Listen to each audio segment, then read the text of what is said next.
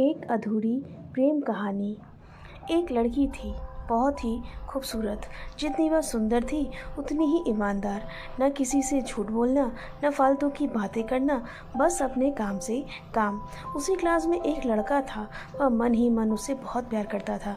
लड़का अक्सर उसके छोटे मोटे काम कर दिया करता था। बदले में जब लड़की मुस्कुराकर थैंक यू कहती थी तो लड़की की खुशी की सीमा नहीं रहती थी।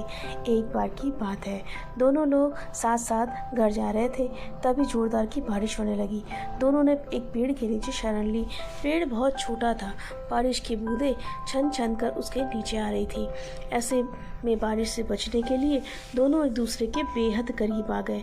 लड़की को इतने करीब पाकर लड़का अपने जज्बातों पर काबू न रख सका। उसने लड़की को प्रपोज कर दिया। लड़की भी मन ही मन चाहती थी, इसलिए वह भी राजी हो गई और इस तरह दोनों का प्यार परवान चढ़ने लगा। एक बार की बात है, लड़की उसी पेड़ के नीचे लड़के का इंतजार कर रही थी। लड़का बहुत देर से आया। उसे देखकर लड़की नाराजगी से बोली, तुम इतनी देर से क्यों आए? मेरी तो जान ही निकल गई थी। यह सुनकर लड़का बोला, जाने मन, मैं तुमसे दूर कहाँ गया था, मैं तो तुम्हारे दिल में ही रहता हूँ। तुम्हें यकीन न हो तो अपने दिल से पूछ लो। लड़की की इस प्यारी सी बात को सुनकर अपना सारा गुस्सा भूल गई और वह दौड़कर लड़के से लिपट गई। एक दिन दोनों लोग उसी पेड़ के नीचे बैठे बातें कर रहे थे। लड़की पेड़ के सहारे बैठी थी और लड़का उसकी गोद में सर रखकर लेटा हुआ था। तभी लड़की बोली, जानू, अब तुम्हारी जुदाई मुझसे बर्दाश्त नहीं होती। तुम्हारे बिना एक पल भी मुझे 100 साल के बराबर लगता है। तो मुझसे शादी कर लो, नहीं तो मैं मर जाऊंगी। लड़के ने झट से लड़की के मुंह पर अपना हाथ रख दिया और बोला, मेरी जान, ऐसी बात मत किया करो। अगर तुम्हें कुछ हो गया तो मैं कैसे जिंदा रहूँगा? फिर वह कुछ सोचता हुआ बोला, तुम चिंता मत करो, मैं जल्द ही अपने घर वालों से बात करूंगा। धीरे धीरे काफ़ी समय बीत गया। एक दिन की बात है, दोनों लोग उसी पेड़ के नीचे बैठे हुए थे। उस समय लड़के का चेहरा उतरा हुआ था। लड़की के पूछने पर वह रुआंसा होकर बोला, जान, मैंने अपने घर वालों को बहुत समझाया, पर वे हमारी शादी के लिए तैयार ही नहीं है। उन्होंने मेरी शादी कहीं और तय कर दी है। यह सुनकर लड़की का कलेजा फट पड़ा। उसका मन हुआ कि वह जोर जोर से रोए, लेकिन उसने अपने जज्बात पर काबू पा लिए और बोली, मैं तुमसे सच्चा प्यार किया है, मैं तुम्हें कभी भूल नहीं सकती, प्लीज़ मुझे माफ़ कर देना।